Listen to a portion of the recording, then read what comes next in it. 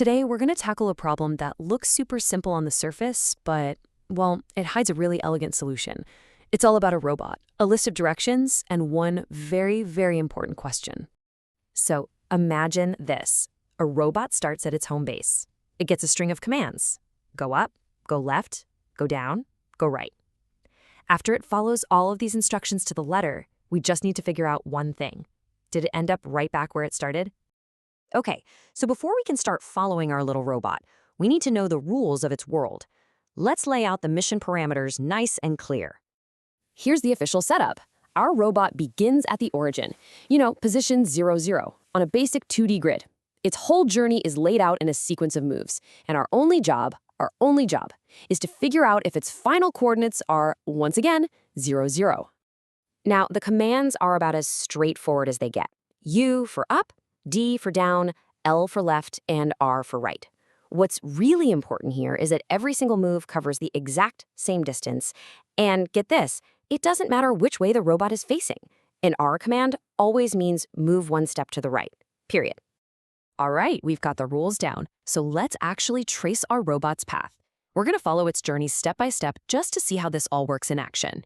Let's trace our very first journey, and we'll start with the simplest one possible. The command sequence is just U for up, and then D for down. Okay, so the first command is U, up. The robot moves from its starting point at 0, 0, 1 single unit up. It now lands at position 0, 1. Easy enough, right? And the very next command is D, down. So from its new spot at 0, 1, the robot moves 1 unit down. And just like that, it's back at 0, 0. Mission successful. It made it home. So you can see the contrast right here. With UD, the robot makes it home no problem. But with a sequence like LL, left then left again, it's obviously not back where it started. And this gets you thinking, there has to be a better way to figure this out than actually mapping out the entire trip every single time, right? And yep, there absolutely is. This leads us right to the core insight, the beautiful little shortcut that makes solving this whole puzzle incredibly efficient. And here it is. This is the crucial realization. The moves come in pairs of opposites. An up move is completely canceled out by a down move. A left is canceled out by a right. So for the robot to get home, it doesn't need to trace its steps back perfectly. It just needs to make sure that for every step it takes in one direction, it eventually takes a step in the opposite direction.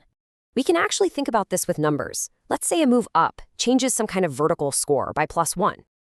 Well, then a down move naturally would be -1. See? They cancel each other out. And the exact same logic applies to left and right for a horizontal score. Okay, so this whole cancellation idea is great, but how do we turn that into a clear step-by-step process that, a computer could actually follow?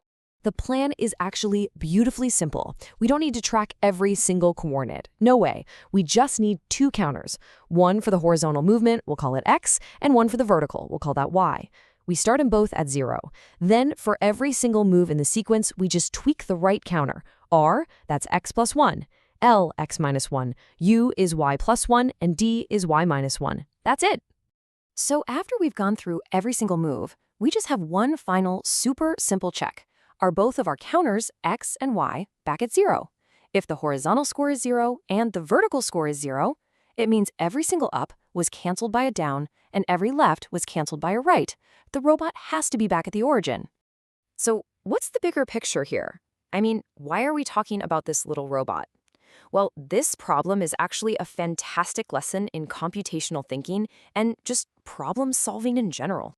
So what did we really learn here? First, that a long, tangled-up journey can have a really simple result. Second, we learn to hunt for those opposites, the symmetries that just cancel each other out and make everything simpler. Third, we saw how you can solve a big problem by just breaking it down into tiny, repeatable steps. And finally, we realized that just counting, +1, -1, is so much more powerful than trying to track every single position along the way.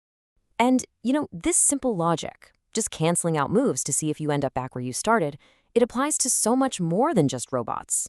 I mean, think about balancing a budget, or managing a project, or even tracking your own personal goals. It kind of leaves you with one final question to think about. What complex journey in your life could be simplified, not by obsessing over every single step, but by just asking, am I back at 0?